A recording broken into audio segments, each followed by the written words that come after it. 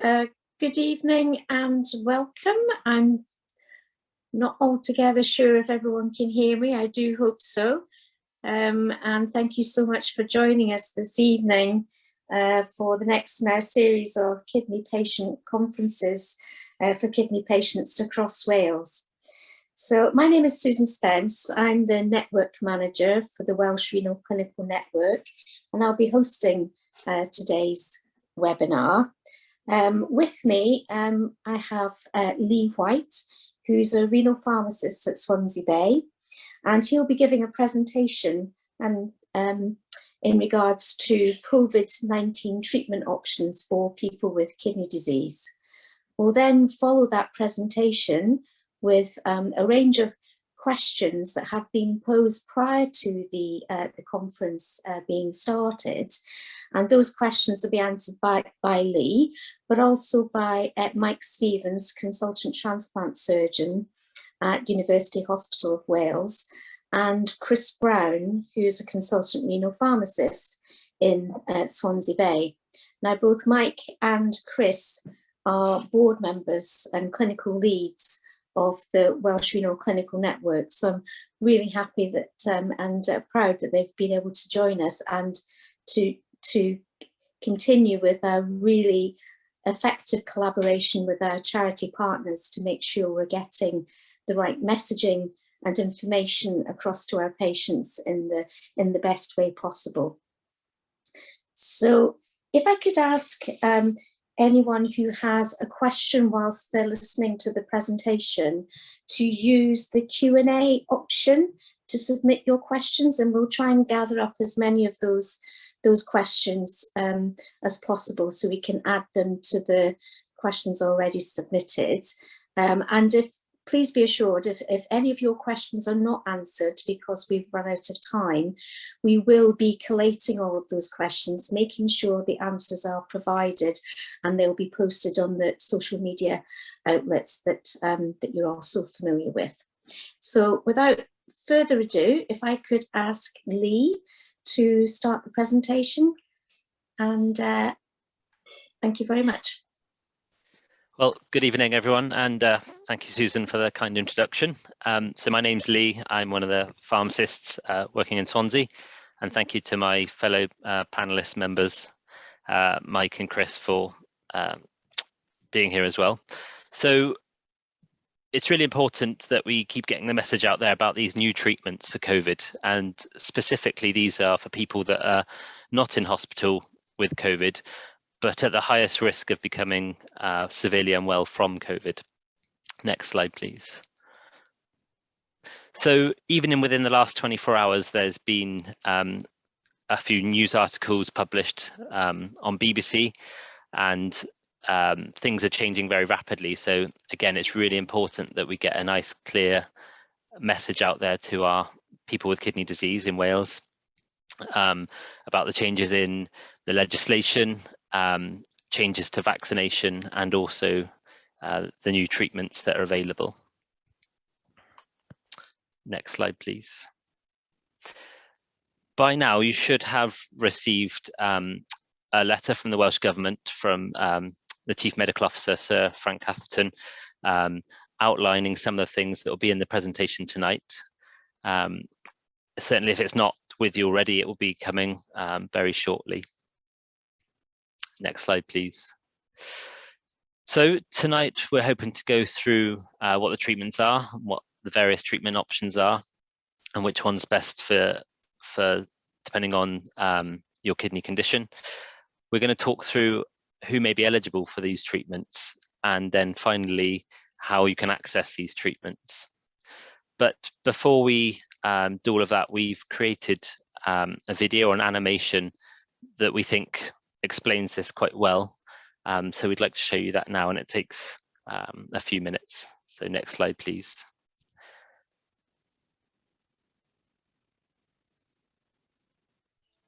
New treatments for COVID-19. Treatments within the community for people at the highest risk of becoming severely unwell. People with the highest risk of becoming severely unwell from COVID-19 may be eligible for treatment. This video explains what the treatments are, who is in the eligible group of people, and how those who are eligible will be able to access the treatments. These early treatments can be offered if in the last 5 days you have a positive test and have symptoms of COVID-19. You will then be contacted for treatment. People may be eligible if they have cancer, renal or liver disease, Down syndrome, sickle cell disease, people who have had a transplant, HIV, a rare neurological condition, a suppressed immune system. You can find out more information at www.gov.wales/COVID-19-treatments. Whilst it is good that we have treatment options for COVID-19, it is important to remember that the vaccines offer the best line of defence to protect yourself from becoming severely unwell and will also help reduce the spread of the virus. To help us understand how these treatments work, we need to know how our body attacks the virus and how the vaccine primes our body for this attack. The coronavirus is a simple structure made up of a fatty capsule with some genetic material inside. The virus also has these protein spikes sticking out. This is where the virus gets its name from, corona, meaning crown-like. It's these spikes that the virus uses to bind onto the cells in the body and invade them. When a virus infects a person, the body's natural response is to produce antibodies. The vaccines prepare and boost our body for this response.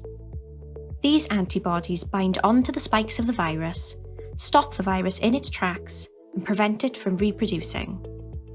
Not everyone is capable of quickly producing enough antibodies when infected with the coronavirus, even if they have been fully vaccinated. And this is why these treatments are important for people who are most vulnerable to becoming unwell with COVID, so that when given early, they can prevent the virus from taking hold. If you have a positive test for COVID-19 and you are part of the treatment eligibility group, you will be contacted by the NHS. A healthcare professional will contact you to find out if you have symptoms, when they started, and check if you meet the eligibility criteria. They may then offer you a treatment. There are 2 types of treatment. The first is a one-off infusion of a medicine called a Neutralizing Monoclonal Antibody Treatment, or nMAb for short. The second is an antiviral that comes as a capsule. nMAb treatment means giving antibodies early, temporarily enhancing your immune system before the virus gets a chance to take hold. It's a one-off intravenous infusion that takes half an hour, given in a local infusion centre. The second treatment is an antiviral that comes as a capsule. The antiviral works by preventing the virus's ability to reproduce. The coronavirus rapidly multiplies once it infects our body. The genetic code the virus carries instructs our own body cells to make massive numbers of copies of the virus, which then causes harm. Early antiviral treatment will prevent the virus from replicating and taking hold. The antiviral is a medicine taken orally over a number of days. It is important to check with the person offering you the treatment that this is suitable to take with other medicines you may already take. And so you should keep your list of medicines up to date. Key points to remember if you have COVID symptoms. Take a lateral flow test. Report the result of the lateral flow at www.gov.uk/report-COVID-19-result or phone 119. If your lateral flow test is negative, book a PCR test.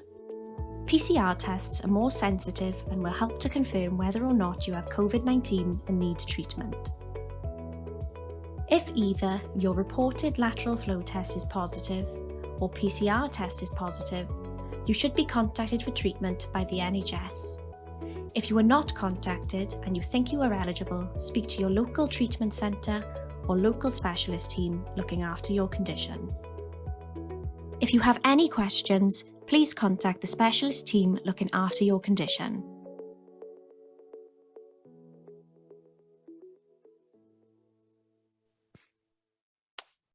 Okay.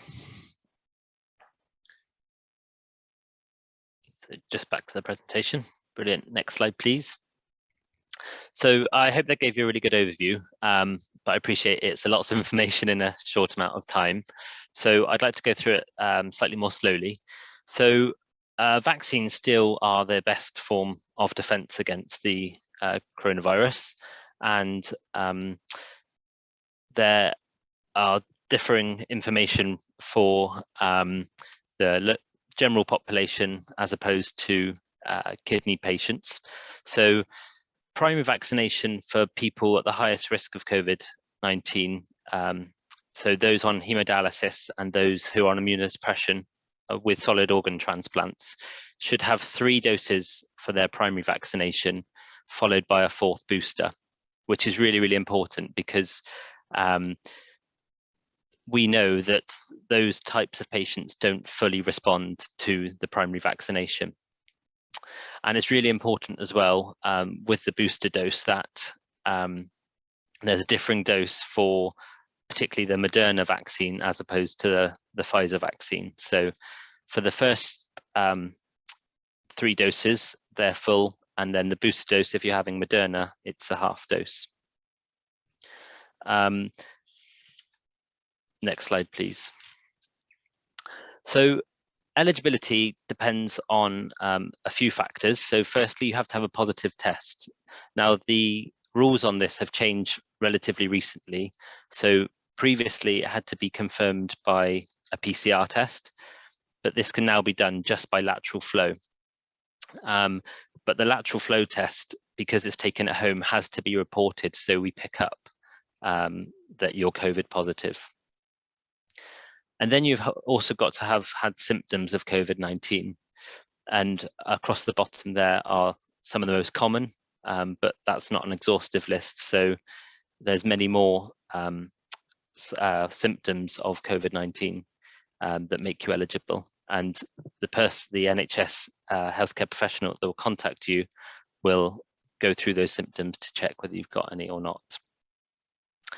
And then the other important thing is that the onset of symptoms are within the last 5 days, because we've heard that we need to try and give this treatment early to prevent the COVID from worsening. So we need to try and catch it really early to try and get on top of the virus before it takes hold. Next slide, please. So I focused on people with certain kidney conditions that are eligible, but you've heard from that video that there are many other conditions not related to the kidney that make you eligible. But for kidney conditions, it's stages, chronic kidney disease stages 4 and 5 with eGFRs less than 30 mils a minute. It's kidney transplant recipients, or those including failed transplants within the last 12 months.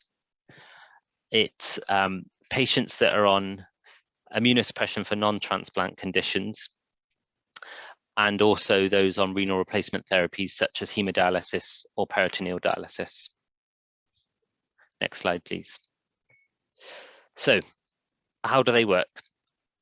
So to understand how they work, we looked at how the virus infects the body and how it gets inside your cells, and then hijacks the mechanisms that we use to create the building blocks inside our cells to make themselves replicate. Next slide, please.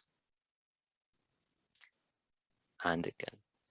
So below in the blue is the virus, and on the surface of the virus are these spikes. And these spikes attach to your cells of your body, and that's the way in which they get into your cells. Next slide, please. And one part of our immune system is allows us to produce these antibodies which sticks to the spikes of the virus, preventing it from entering the cells. But it's really important that actually this is only one part of our immune system, and there's other parts which will try to tackle the virus. And that'll become important when we talk about non-response to vaccines and our level of protection. Next slide, please. So as we've heard from the video, this neutralizing monoclonal antibody is an infusion that's given, which instead of the vaccine telling your body to create antibodies and remember it, it's giving the antibodies ready-made and ready to go. But this means it's very short-lived and your protection or your immune system is only temporarily enhanced. Next slide, please. So the neutralizing antibody that we're going to discuss tonight is called Sutravimab, and it's a one-off infusion that's given over 30 minutes, but then needs 30 minutes of observation. This means it needs to be given in a clinical setting. So what we mean by that is it needs to be given in a hospital with trained staff. It can be used in all degrees of kidney impairment, which is really useful because we'll come on and see the other medicines which don't quite have that luxury.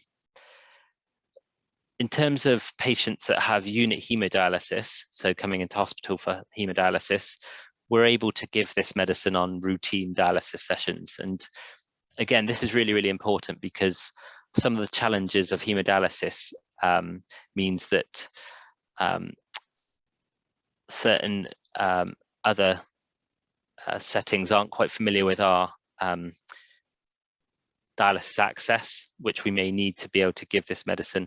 And also sometimes some of the challenges are transport into hospital. So being able to give this medicine on routine dialysis sessions is really, really beneficial for those patients. And it's really effective. So we know that Sutravimab reduces the need for hospitalization by about 85%, so which is really, really significant. So this is something we call a relative risk reduction. So that doesn't mean, so it means that your risk of getting COVID is higher if you are a CKD patient, and it's a significant reduction in that. Didn't actually explain that very well. The second monoclonal antibody that was available was called Ronapreve. And the reason I've graded this out is because it's much less effective against Omicron variants. And so we're now not using this monoclonal antibody. It was effective against the Delta, but as soon as Omicron came along and was very prevalent amongst the population, then this ceased to be used. Next slide, please.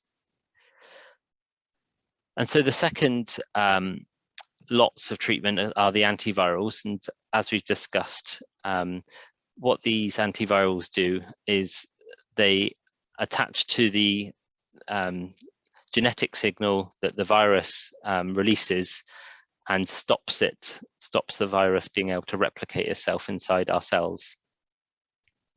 Next slide, please. So we've got three types of antivirals, and forgive me for the busy table, but the first one and the newest one that's just been released is called Paxlovid. We use the branded name because the actual drug name is so hard to pronounce. And Paxlovid's an oral tablet that can be taken, but actually it's two different types of tablets for the two ingredients. So there's quite a complex regime in which it needs to be taken. So it's two tablets of one drug and one of another, and they're taken twice a day for 5 days. The doses need to be reduced in moderate kidney disease, but the drug can't be used in severe kidney impairment. And one of the other problems with this new medicine is it's got such significant drug interactions. So that means really anyone with a transplant who are on immunosuppression is likely to interact with those medicines, if not some of all the medicines you don't use for kidney disease as well. But it is, again, very effective, and hence this has now become the first line treatment as opposed to the neutralizing antibodies in the general population. But given it's not being able to be used in severe kidney impairment and its significant drug interactions, it means that the vast majority of our kidney community are unable to use this medicine. Next slide, please. So molnupiravir is an antiviral that we've been using alongside the neutralizing antibodies sort of since middle of December. Again, it's an oral medication, and again, it's twice a day for 5 days. And this could be used in kidney impairment and has very few, if any, drug interactions. But part of the problem with the molnupiravir is we know that it's much, much less effective against Omicron compared to the neutralizing antibodies. So although it is an option, it's much less preferred compared to the neutralizing antibody Sutravimab. And next slide, please. And then finally, another antiviral called remdesivir, which we've been using quite a while now for patients admitted to hospital as well. And this is an intravenous infusion, unlike the other two that are taken orally. The downside is that it's given on 3 consecutive days, so which then makes it very logistically difficult to be given. And again, similar to Paxlovid, it can't be used in moderate or severe kidney impairment. But having said that, again, it's very effective. It's unlikely that we're going to be using too much of the remdesivir because of the you're more likely, because of the similar effectiveness of remdesivir versus Sutravimab, we're much more likely to use a Sutravimab because it's a one-off treatment. Next slide, please. So we've talked about the treatments, and now we're going to talk to you about the logistics and how you access these services. So there's 3 main stages really. There's identifying, triaging, and treating.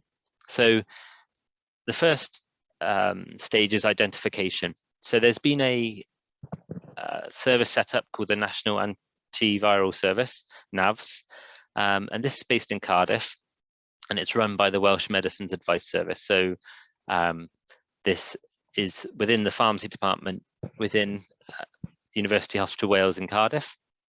And what happens is they get a daily list of COVID positive patients, either by the self-reported lateral flow tests or the PCRs, and they match this against a list of patients who are extremely clinically vulnerable.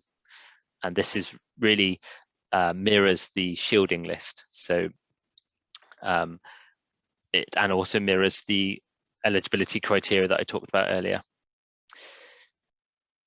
If it's deemed that Paxlovid is suitable, then the triage stays with the NAVS team, and they will phone you and they will discuss with you if it's appropriate, and then that will be posted to your home address.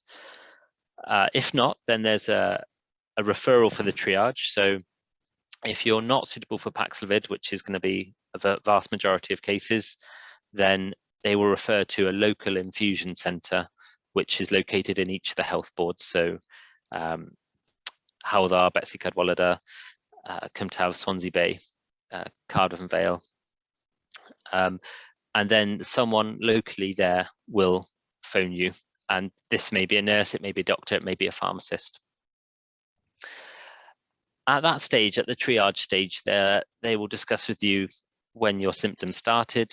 They'll discuss with what other medicines you're taking. They'll ask you whether you feel like you're improving. And they're just trying to assess which medication's the safest and the most effective.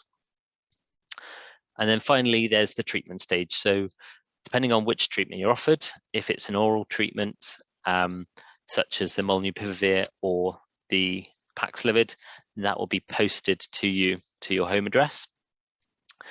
If you need a neutralizing antibody infusion or the remdesivir, then you'll be booked in locally to a local hospital or infusion centre to have that treatment given to you. And then following those treatments, the information will be passed to your GP, so they'll know that you've received this treatment. Next slide, please. So again, I just wanted to put this in sort of a timeline for you. So at the onset of symptoms, you need to isolate, then take a lateral flow test. If you're unable to get a lateral flow test, then you need to book a PCR.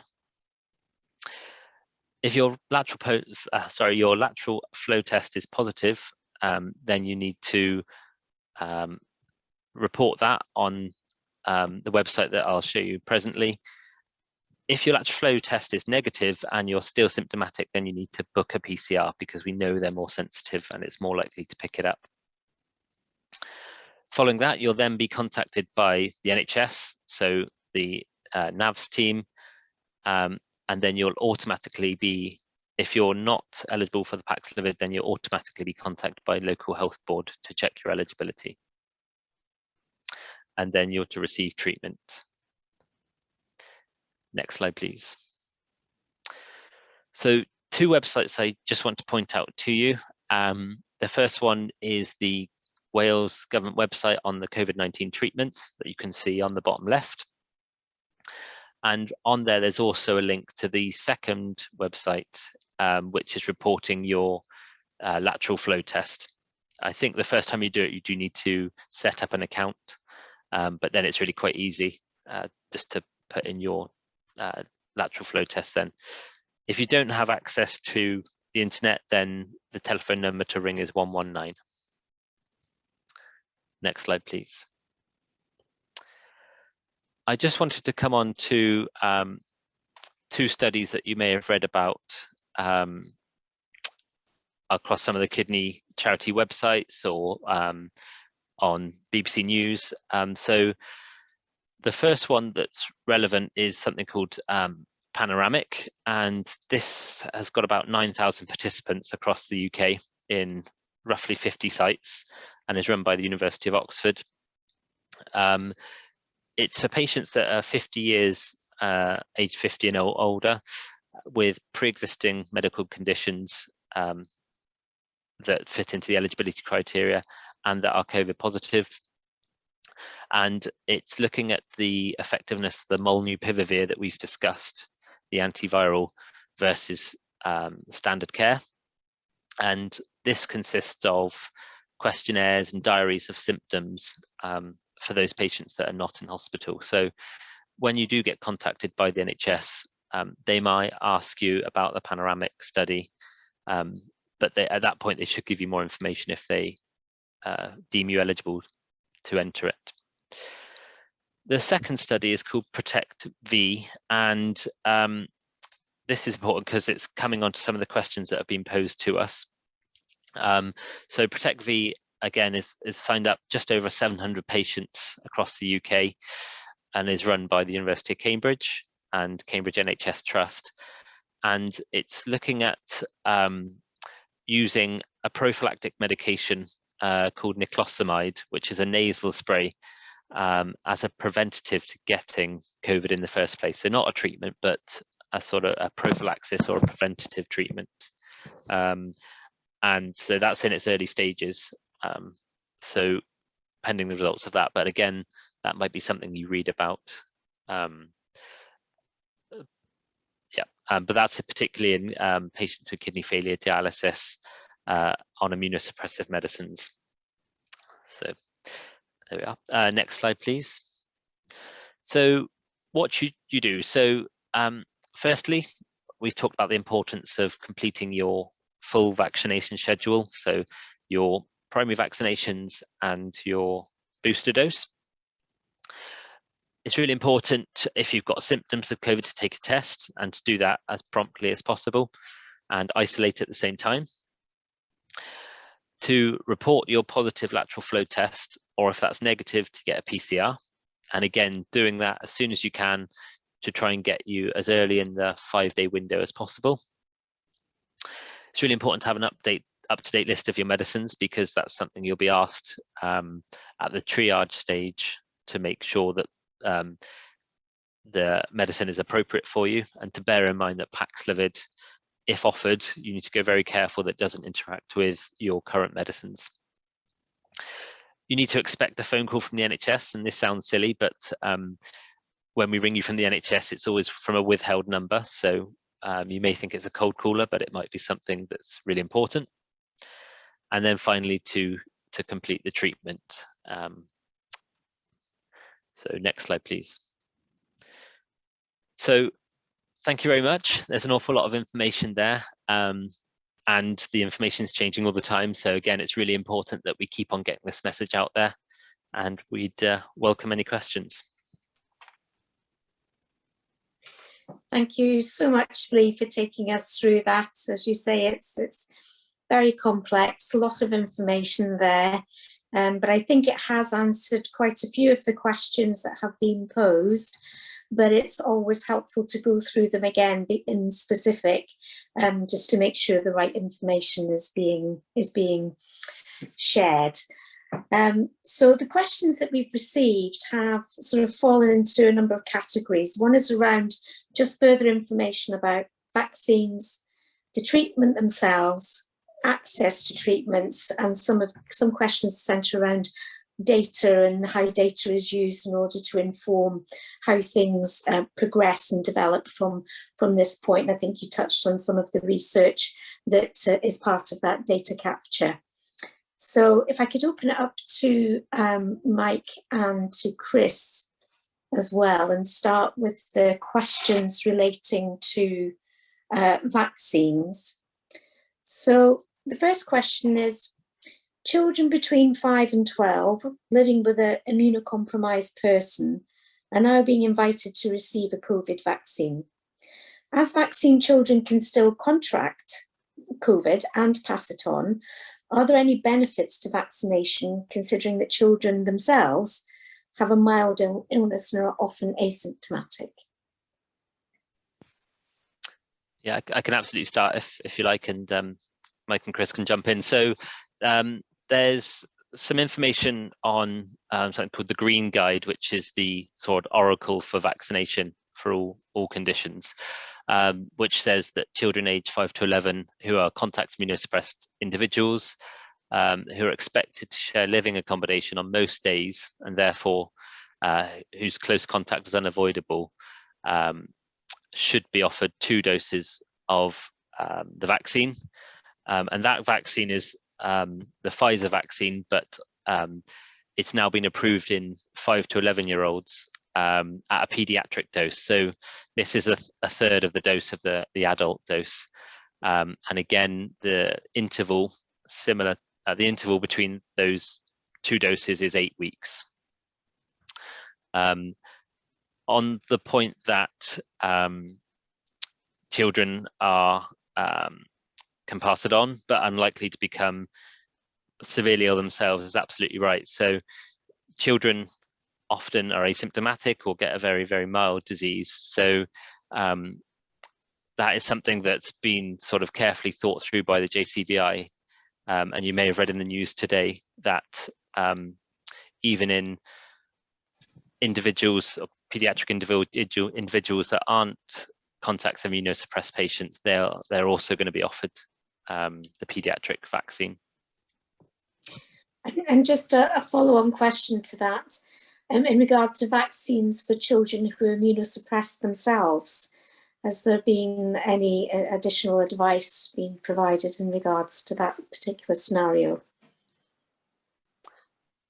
I just think it strengthens the case for getting the vaccine in those individuals. So whenever we offer a treatment or think about a treatment, we're always weighing up the risks versus the benefits. And in those individuals that are at a higher risk of deterioration from COVID or getting COVID, you know, the case is even stronger. Thank you. And do you know if there are any developments for renal specific vaccines, and indeed is that actually required? There's nothing that I've read or understand and about renal specific vaccines, or I think we'd probably as a renal community be still based with the other conditions that are at high risk. So the extremely clinically vulnerable group, I think, will be bunched together, and then I'm not expecting any renal specific guidelines over and above that. Okay, thank you. I can add to that, Susan, if you wish. Please do. So we know that the vaccines are, sort of a homogeneous group of vaccines available to most people. There are studies within renal people with renal disease that look at the effectiveness of these vaccines in these particular circumstances. Lee mentioned a few, and some of these trials are also happening within NHS Wales for people with transplants, and also people on hemodialysis.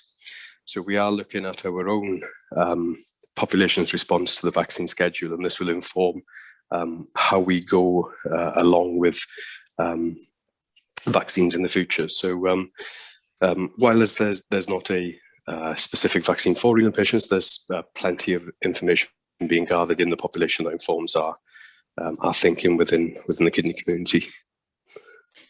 That's really helpful. Thank you, Chris. And it leads on to another question that was posed by one of our delegates, and that's, we've talked about the 3 primary doses and the booster. Is it likely that there's going to be a need for a further booster or further primary dose for patients that are vulnerable, such as our kidney community? Yeah, so I think it's very likely that in the future we'll need further vaccines, and I think it's almost inevitable that we're going to get further variants or variants of the Omicron as well. We've not yet heard about what that's going to look like, or whether it'll be another booster dose coming through. We know that Pfizer are either reformulating or creating a slightly different vaccine. It might be in the future that we have something similar to the flu vaccine, in that it's something called polyvalent. So we're targeting multiple strains within the one vaccine. But I think at this stage it's a bit early to tell what that's going to look like. But I think we can expect relatively regular vaccines moving forward, but hopefully not at the intervals that we've seen. Hopefully that will be spread out. Okay, thank you. So moving on to the treatments themselves, I think one of the key issues that is coming through some of the questions is that because of the ever-changing picture or landscape that we are working with in terms of the statements around removing some of the restrictions and the requirements to test and everything. So given that testing and isolation, if positive, are being stopped or reduced, particularly in England and probably soon in Wales, is there any guidance as to how long a clinically extremely vulnerable population should continue to test to make sure they receive the treatments as necessary?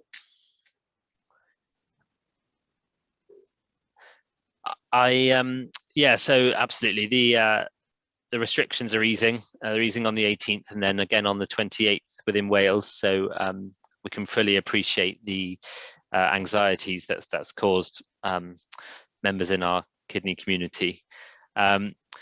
With regards to yourself as an individual, obviously, I think it was middle of September that shielding ended, and the advice is just to take precautions, but it is quite hard to weigh up your own risk as an individual. I forgot the question now. So it's just the requirement for despite the information that's coming through normal media channels about, it's almost feels like there's a sort of a narrative that says COVID has kind of gone away and we don't need to be testing and all the rest of it. I'm assuming that's not the message we want to be giving out to our kidney community.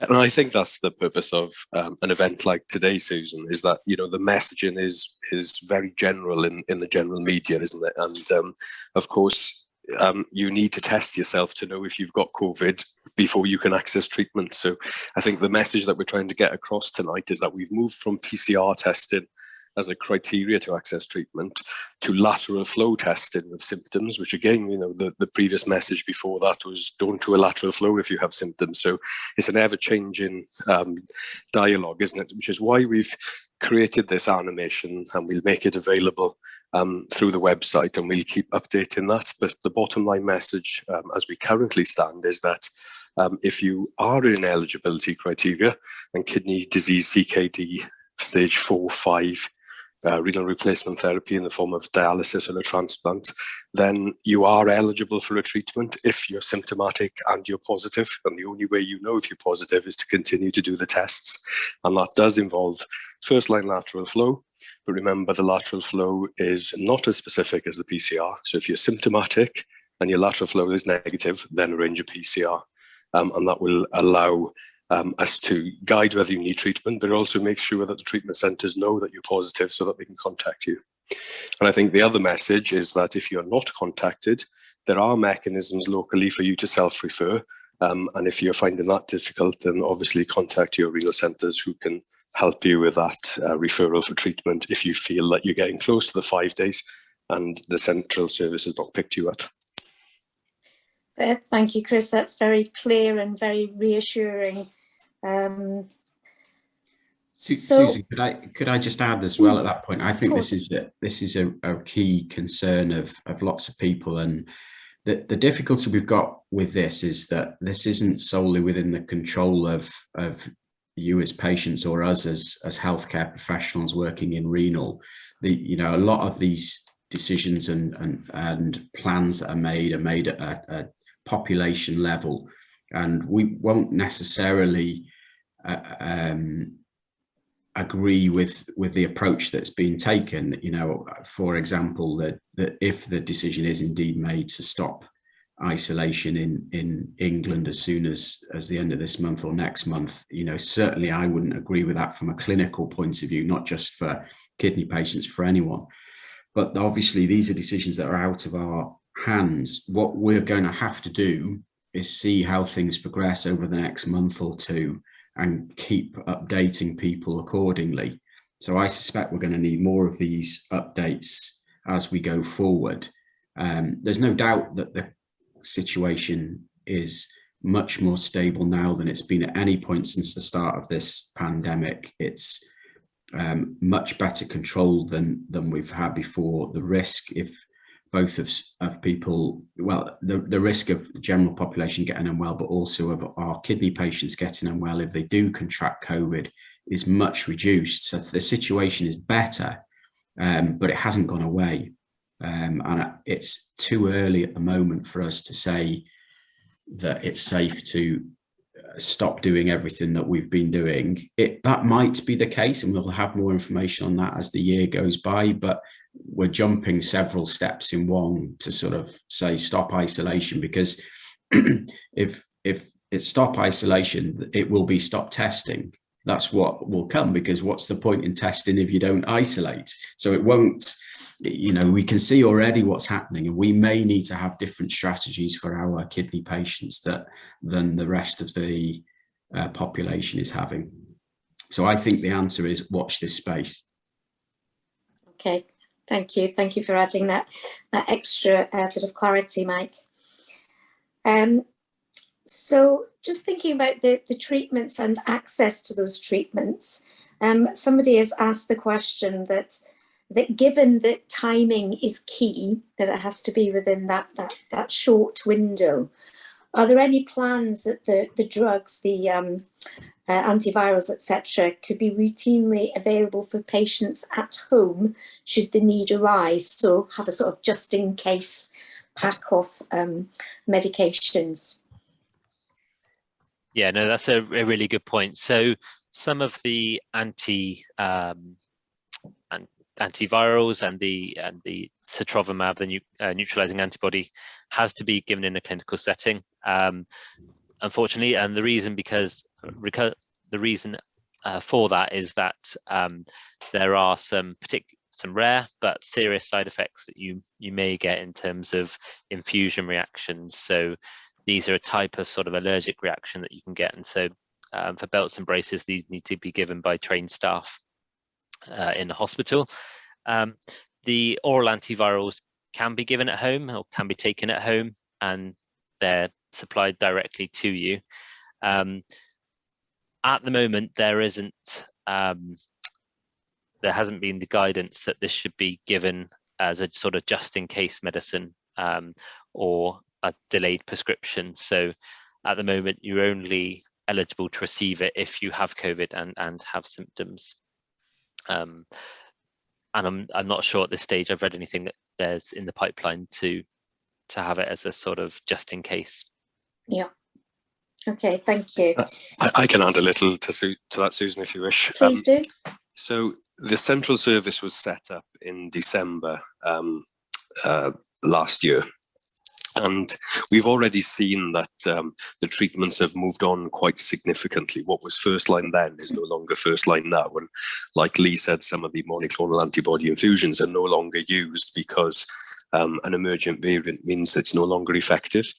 So this domain has progressed rapidly, not just in terms of the drugs that we're using, but how the services are given. So renal services, alongside the national services, identified and triaged their patients. And I know from our own experience, we've given plenty of doses of the monoclonal antibody infusion on dialysis. And through our local infusion centres for people who don't receive unit hemodialysis. And that has been a difficult thing to do while providing routine services, the need to vaccinate and to offer these treatments, particularly during the Christmas period when numbers were significantly higher than what they are now. And we are seeing the need for these treatments drop significantly. So the capacity within the system is improving because of low numbers, and because of the Paxlovid drug means that we can get these drugs to people's homes via the Royal Mail next delivery, which means there's less demand on the infusion services, which is good for the renal community because that is going to be the main treatment.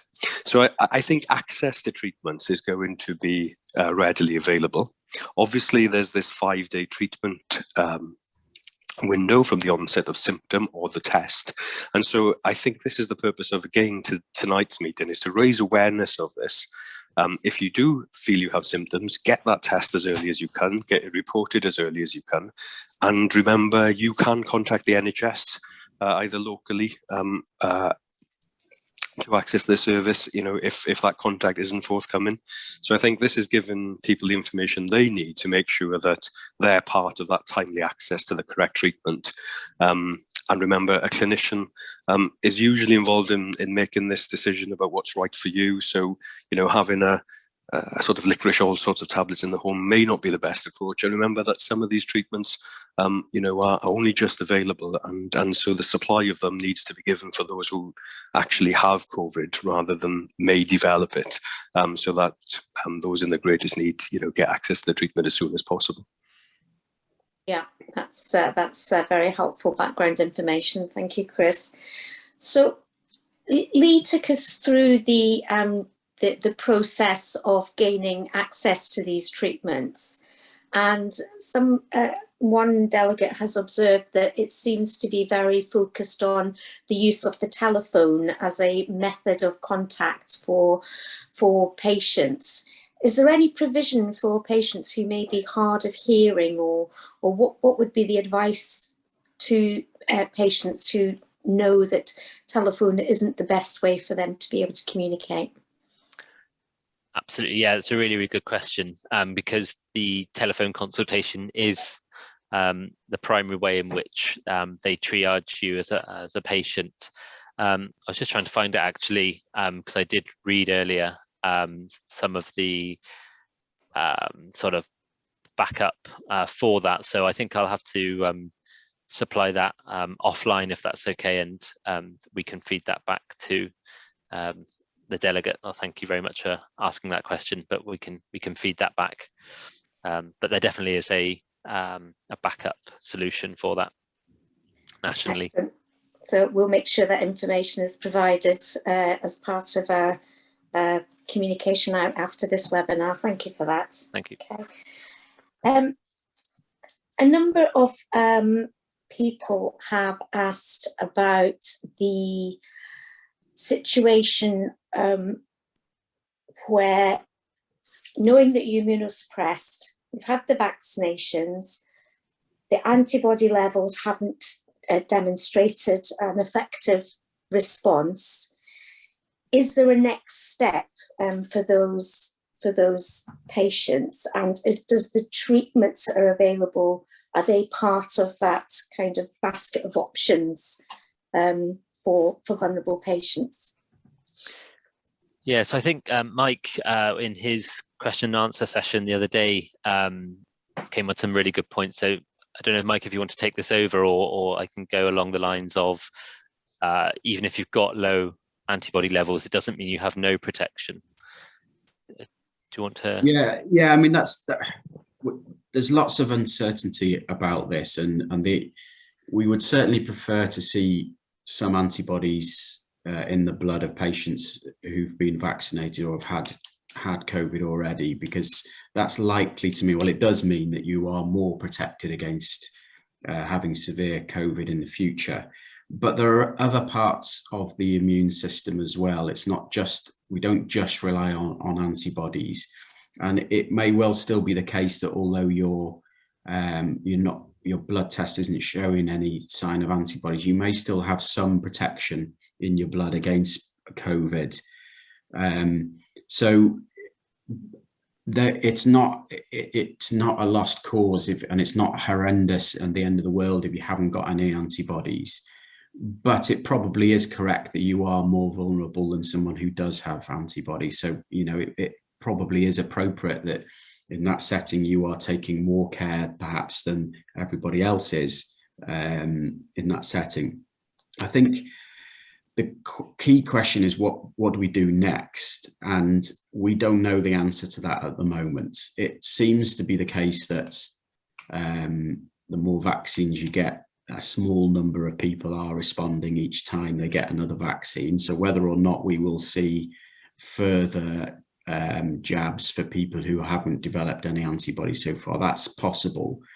These new treatments that we've been talking about tonight definitely add an extra safety net. They are effective, and the ones that, we need to select the right ones, as we've been talking about, but they will reduce the chance that you'll get seriously unwell if you do get COVID. The other thing that's worth mentioning is the fact that as the rest of the population and the rest of the people around us are developing immunity, that will naturally mean that there'll be fewer viruses circulating, and that itself will offer all of us some protection, even if we don't have antibodies ourselves. So all of that is telling us the same thing, that the situation is better than it's been before, and there's reasons to be optimistic on that score. I think my advice to individual patients who have had a blood test that show they've got no antibodies is to be still a bit more cautious than the general population, but I wouldn't suggest that you have to carry on shielding for evermore until you have some antibodies. I don't think that is necessary. And I think it's important to say we're not sort of routinely checking antibody levels in patients, and it doesn't form our treatment decisions on which treatment you get in terms of antivirals versus neutralizing antibodies as well. That's helpful, Lee, because that was going to be my follow-on question, whether or not there was going to be any routine antibody testing. So thank you for preempting that question and giving the response. I think I'm assuming the reason that the delegate asked that question was to look at how they assess their own personal risk in terms of routine lateral flow tests, wearing masks, going out into the community, and living with the virus, as well as taking the necessary precautions. So what you're saying is that the antibody testing itself is not or shouldn't be seen as a particular important factor in that personal risk assessment. It's more about your lifestyle, your clinical condition, etc. Yeah, so there have been studies that looked at antibody levels, such as the MELODY study, which was a home taken test which looked to see whether you had antibodies levels or not. But you're absolutely right. There's so many factors that contribute to your risk, and so it is quite hard to determine as an individual, but a cautious approach, I think, is best. And as Mike said, long term, it's almost impossible to fully shield, as was recommended back last year. Yes. It's an interesting question about whether we should be routinely doing antibody testing, and we certainly aren't at the moment. Nobody is. This might form part of our armory in the future, particularly for, you know, as if testing is being reduced and things like that. The difficulty at the moment is we don't know what to do with the information if we've got it, and it actually can create an awful lot of anxiety without us knowing what to do with that. So we need a bit more clarity on that side of it before there's any suggestion that that's going to help us in the longer term. But who knows, that might be part of what we do in the future. And I think there's lots of possibilities as to where we end up through this pandemic for kidney patients and the general population. There are lots of possibilities about how we, you know, use prophylactic antivirals,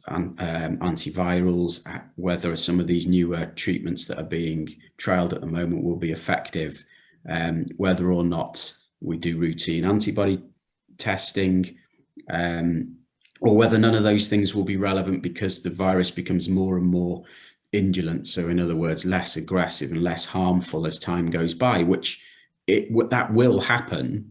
You know, that will definitely happen. What we don't know is how long it will take to get to that point where we no longer have to be anxious as a kidney community about it. For the general population, it's getting towards that point now.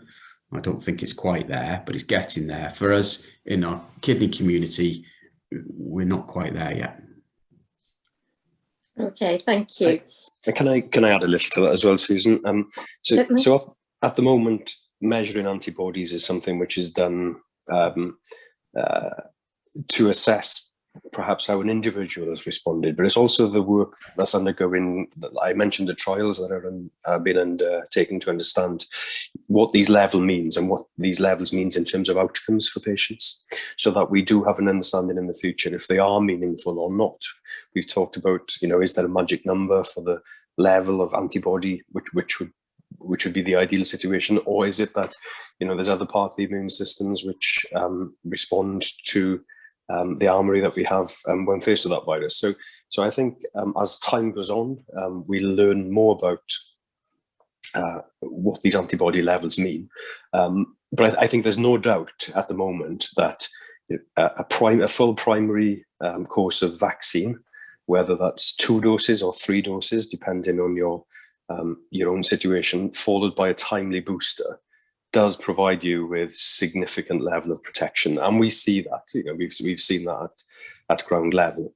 And as time goes on, I think we will learn more about this story and be able to speak with confidence about what these numbers and what these tests mean to individuals' own risk and how we may target vaccine schedules in the future.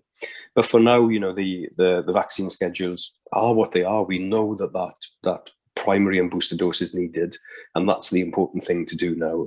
They do offer you a level of protection, and regardless of ultimately what antibody titer that results in, I think it's still important that people go and have that. And we're now very fortunate that we have a timely access to these treatments. So those that are most at risk, despite vaccination, still have the option to have these treatments if they wish to do so. That was an excellent summary. Thank you, Chris. I'm very conscious of time. It's been a really well, hopefully, I've found it really useful. I hope all the delegates have found it useful as well. Just to reiterate again that any questions that we haven't been able to answer, or any follow-up information such as services for people who are hard of hearing, etc., will all be provided in the follow-up summary of tonight's webinar. So that just leaves me to thank everybody for attending, to particularly thank Lee and Chris and Mike for their insightful information and how well they have presented that to everybody in a nice, clear and concise way. And also to thank the Paul Popham Fund, Kidney Wales and Kidney Care UK for enabling this webinar to happen. I think it's a very, very useful platform on which to provide this information when everything is moving in such a quick pace. So thank you again for joining, and we'll see you next time. Thank you.